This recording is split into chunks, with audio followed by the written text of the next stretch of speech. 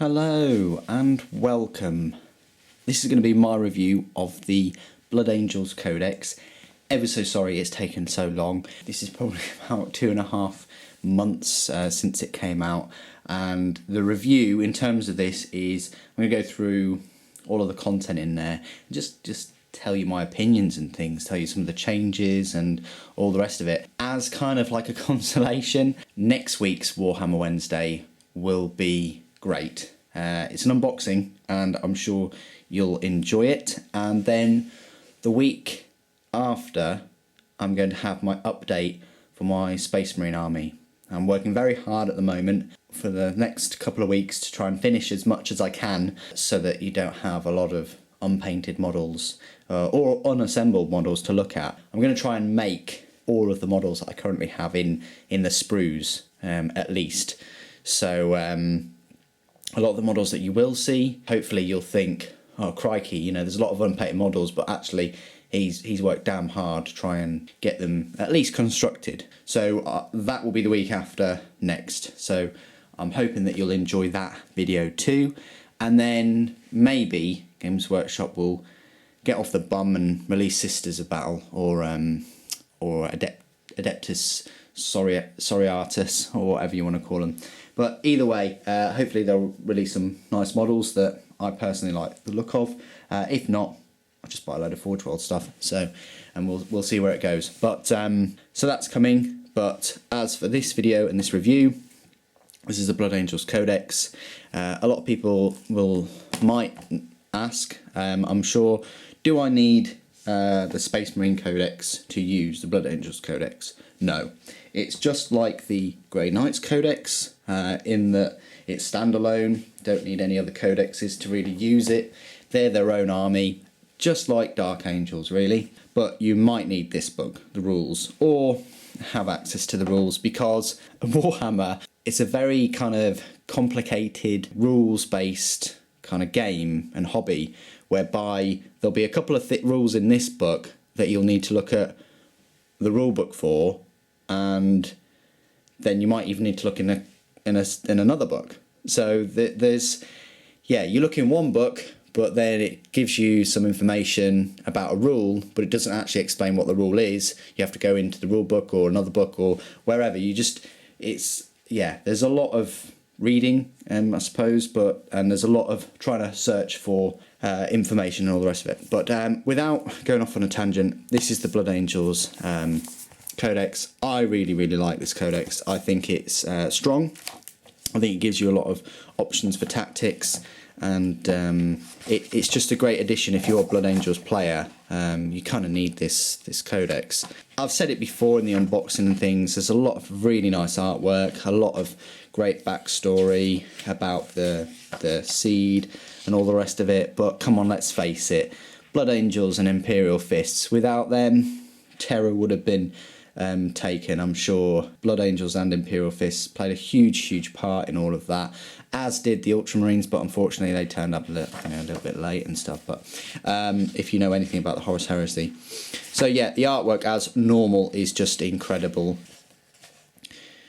You know, although they are putting a lot of pictures of more painted models, they are coming up with some very nice looking artwork too, and just the quality. I mean, if we were blessed with this kind of quality of codexes back when I was a kid, I'd just, I'd be taking it for granted now. So that's why me coming from thin codexes that were all in black and white with probably one colour picture to this, it's just a huge step forward.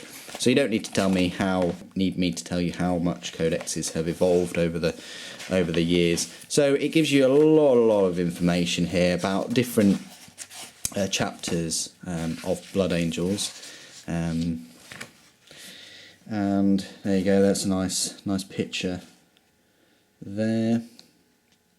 It's got the new kind of, you can see him there, kind of Terminator, because they brought out new like Terminator Assault Squad box set, and I wish they'd brought out separate ones, because you do get a lot of extra parts. But And again, some more pictures of painted models. Like, if you're ever bored of painting or building, just pick up a codex or pick up a rule book or pick up any kind of Warhammer book, and it just motivates you to paint and to build and to get your army looking incredible. So it just shows you normal pictures. Now, this is probably the juicy bit. You've got the war gear list. I was very interested about the relics. You've got the crown. I'll go through the relics and talk to you a little bit about them. But in terms of like weapons, what's different compared to Space Marines? You know, the normal, I'd say vanilla, you know, sorry, but I'd say the normal Space Marines, just generic Space Marines. What's different is, yeah, you've got the different relics, but what you've also got is, you've got the little, like, hand melter pistols, inferno pistols, things like that. They're all, like, new. So, straight away, you've got your headquarters. So you can choose between a captain, a librarian, Captain Tycho, a librarian Dreadnought, Mephiston, a sanguine Asterath, a sanguinary priest, brother Corbulu, a tech marine, a chaplain. Alright, so you've got so much scope here for headquarters choices. How different are they? Well, they've got Furious Charge. Furious Charge, in the turn which model with the rule charges into combat, it adds +1 to its strength characteristic until the end of the assault phase. And if you have a disordered charge, then you receive no benefit. So all it does is just adds +1 strength. It used to add, I think, +1 strength and +1 initiative, and that was really, really cool and really useful. Yeah, now it just adds +1 strength, so, you know, take that as it may. Useful kind of combinations, I would think, is, yeah, I mean, you can have your vanilla captain, that's fine, but you can have your librarian, and you can use the new psychic powers, which I will talk about in a little bit, but you can have Captain Tycho, and then Tycho the Lost. So, really, it's really, really interesting how you've got two Tychos here. So basically, Tycho, his command was ambushed, and even though they prevailed, he was maimed and by a brutal psychic assault from a green-skinned weird boy. He survived, but one side of his face was frozen in an ugly Rictus grin. So he has to have this little, because he's so vain. I mean, you know, vanity is such a big thing in the 41st millennium, that so he's so vain about his face, even though his sole purpose of his creation is just war and to kill enemies of the Emperor and mankind. He wears half of a mask to kind of hide this Rictus grin, because he doesn't want his fellow blood angels to be a little off-put, even though they've probably killed countless Tyranids that day. Either way, there you go. He's a bit vain, so he wears this mask. And then you've got Tycho the Lost, which is after the second war for Armageddon. Essentially, Dante didn't really want to put him as permanent battle duty, but he did. And then Tycho Tycho the Lost is just when his mind snapped. And then you've got Bloodsong, the relic of Baal, and basically he's fallen to the Black Rage. So you can't include him in an army that has got Tycho. So you can't really have two Tychos, and that makes sense anyway. And he can only join the Death Company. Stats-wise, he's got more attacks, and obviously he's got the Feel No Pain, and he's got Rage and Relentless. And yeah, he's an okay kind of character, I suppose. Quite interesting which way you want to take him as, either just standard or as a Death Company. Then you've got a Librarian Dreadnought, that kind of makes sense. He's got Psychic Pilot, Mastery level 1, kind of cool. You've got Mephiston, who is still a bit of a beefcake with his transfixing gaze, and he's got lots of different psychic powers that he can use. He's not that expensive points-wise either, I don't think, for what you actually get. It's a shame he's only got like 3 wounds, and doesn't seem like he's got an invulnerable save anymore, which is a bit poor, but, well, not that I can see anyway. Then you've got the Sanguine. He looks pretty beefy, and he is quite expensive, but he's got 4 attacks, initiative 6, and his weapon skill's 8, so he's going to be crazy in and he always re-rolls, fails to hit and wound during challenges. So yeah, if he challenges someone, he's gonna he's going to do pretty well. He's got the Encarmine sword and the Death Mask, Iron Hailer, blah blah blah. Astorath, yeah, he's okay. He's got that Executioner's Axe, which is got that Killing Strike. Basically, it's got instant death. So if you roll a wound on a 6, he's going to insta-death somebody. So that's, yeah, just think of him as like the Grim Reaper, really. Sanguinary Priest, he's pretty cool. I mean, obviously he's going to be able to buff your squads and things, so you could have a Sanguinary Priest as your main HQ. Brother called Bulu, a bit of a beefed up Sanguinary Priest, but double the points. He does have a couple of pretty cool powers, like the far-seeing eyes. So he, once per game, he can use this ability where you can re-roll to see if a unit from reserves arrives. Quite useful little. Whether it's worth double the points is really up to you, but he does have more attacks and better ballistic skill and extra wounds. So he does have Heaven's Teeth Relic of Bar, which is, to me, that just looks like a standard chainsword. So be that as it may, apparently it's and he does have the Red Grail, not the Holy Grail, not Monty Python or anything like that. Then you can have a Tech Marine as an HQ too. And you can have him with special rules with the Servitor and Mind Lock. You can have all the normal Tech Marine kind of things. And finally, you can have a Chaplain. He's got the Zealot special rule. Again, he can take many different things. He's quite a good little unit to take as an HQ. Tactical Squad, nothing's really changed here. Obviously, in the box set, you've got a Heavy Flamer and a Heavy Bolter. You could always take that in Space Marine Army. I don't think many people knew that, but yeah, you could take them as heavy weapons if you wanted to. So yeah, they're an okay choice, I suppose. Scout Squad, nothing's really changed there. One thing I must say though is they do have Furious Charge, so that might help you in deciding whether or not you want to take beefier weapons or not. So even Scouts, Scouts have Strength 4 anyway and Toughness 4. But that might help you decide if you know that they're going to get +1 strength for charging.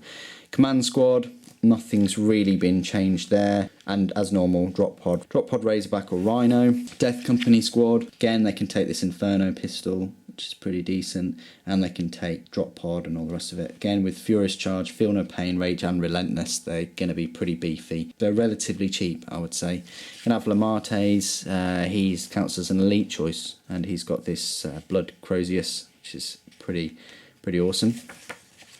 Sanguinary Guard, elite choice. They have the Artificer Armour and this Angelus Bolt Gun, which is a bit of a shorter range, more round kind of like bolt gun.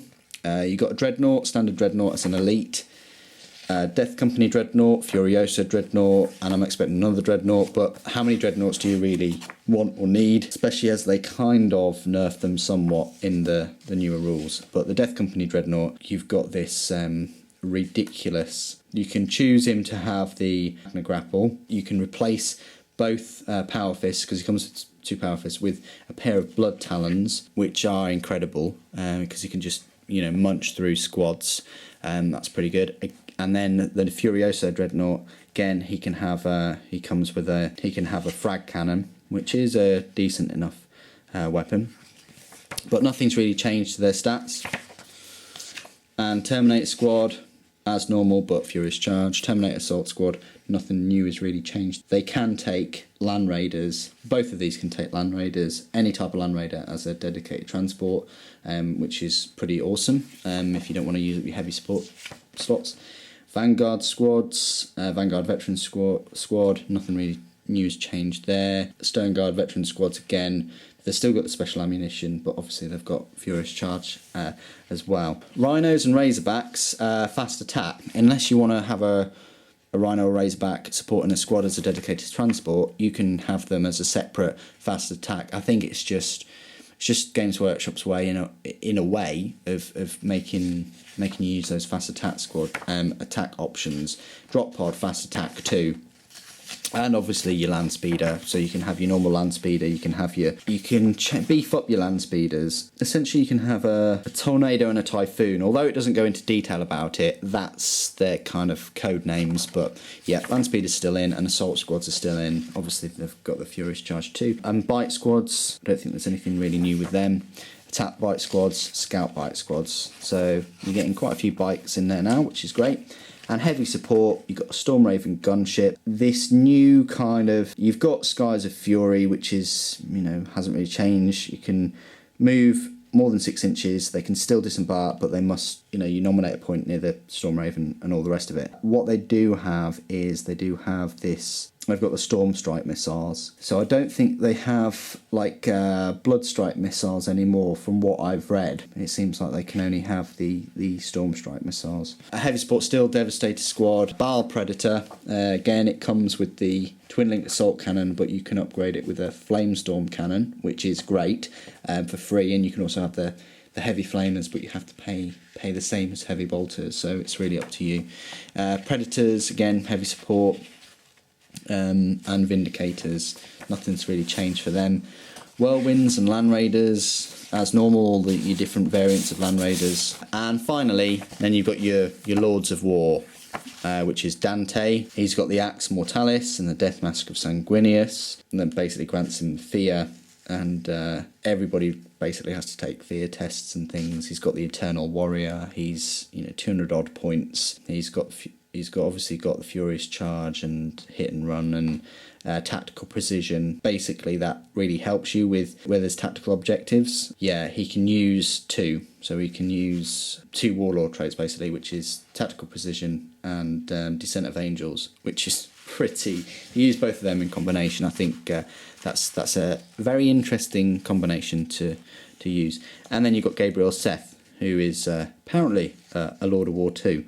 And he's got this Relic of Baal, the Blood Reaver, which is just a kind of like it's a chainsword that just doubles his strength. So it's a little bit like a power fist. But AP4, two-handed rending, that's pretty cool. And any roll to hit on a 6 is an additional hit on the target. So if with 4 attacks charging, that's 5. If you get, 2 of those that are 6s, but you hit all of them, for instance, because his weapon skill's pretty good as well. He's quite a cheap-ish character that would be quite fun going up against things, just for the comedy value, really. And then you've got your Blood Angels Battle Company, which has got your Captain, Chaplain, Command Squad, 6 Tactical Squads, 2 Assault Squads, 2 Devastator Squads, Death Company, Dreadnought, and a Furioso. And for that, you get you can re-roll the result on the Warlord table. All troops have objective secured special rule, which means that they control the objective even if an enemy scoring unit is within range. That's pretty cool. And you've got the Red Thirst, which basically adds +1 initiative until the end of the assault phase if they charge into combat. So that's where your kind of like Red Thirst kind of went in this big battle company formation. And then you've got a few more pictures and things, and then you've got your Warlord traits, which has got a fair few. You've got your Descent of Angels, which I talked about a little bit earlier. You've got your weaponry. You've got your Angelus Bolt Gun, which is, what I said before, Assault 2, Strength 4, Range 12. You've got your missile launchers and things, and the Frag Cannon is Rending Assault 2, and it's got a template. Strength is 6 as well. Melee weapons, you've got your Blood Talons, which is doubles your strength and your AP, so that's pretty cool. That's mainly for your Dreadnought. Then you've got your Furioso Force Halberd, and your Glaives and Carmine. You've got your Encarmine Axe and the Sword. They've got some similar kind of attributes. You've got your armour, and then you've got some special issue war gear. You've got Hellfire Shells, Death Masks, Combat Shield, some standard Space Marine things. You've got similar kind of special issue ammunition. Vehicle equipment, you've got your Siege Shield and overcharged engines and the Magna Grapple. And the relics of Baal, you've got kind of Gandalf staff and Angel Wing and things like that, or Galleon staff, sorry. And then your actual powers, quite interesting. You've got Fear of Darkness, Unleash Rage, Shield of Sanguinius, gives you 5+ invulnerable. I mean, there's some interesting psychic powers. And then the biggest kind of thing here was The Codex Blood Angels details a unique detachment. Okay, it features a unique detachment. I don't know whether you can still use your normal. I mean, the detachment follows rules presented in 40k, so I don't know whether you can still use normal kind of detachment rules where you have 1 HQ and 1 troops. But for Blood Angels, compulsory is 1 HQ, 2 troops and 1 elite. So they have to have an elite option somewhere, which makes small games quite difficult. So, you know, normal standard games now are between 1500 and 1850. That's kind of like a standard game to get quite a good game. But people that are having 1,000-point battles still, it's going to be tough because some of the models are quite expensive in terms of points. I mean, to get your HQ 2 troops and 1 elite and still have room and points to buy the things that you kind of really want. Tactical objectives, they've got some decent little tactical objectives, and then you've got your reference and all your weapon profiles and things, and it is worth mentioning that it does go like standard codexes. So, is it a good codex? Well, we'll only know in the next few months or so. Time will tell. If you've got a Blood Angels army, yes, you really kind of need to buy this, I suppose. It's just very, just doesn't have a lot of things that just jump out at you. There are some sneaky little things that you can use for your advantage if you want to keep spamming things and you know, all the rest. But it does give you a lot of options to create the army that you kind of want and that you know plays well and looks well. What I would suggest is, my kind of feeling on all of the kind of codexes that are coming out at the moment is that they're getting very samey. They're getting quite bland. They're trying to make them as less overpowered as possible by making them all kind of merge, but yet retaining some of their key characteristics, like your Furious Charge, like your little Sanguinary Guard and your Furioso Dreadnoughts. Every kind of army is retaining some little qualities, but they're dumbing down on some of the big units that could just rip through squads and be a real pain.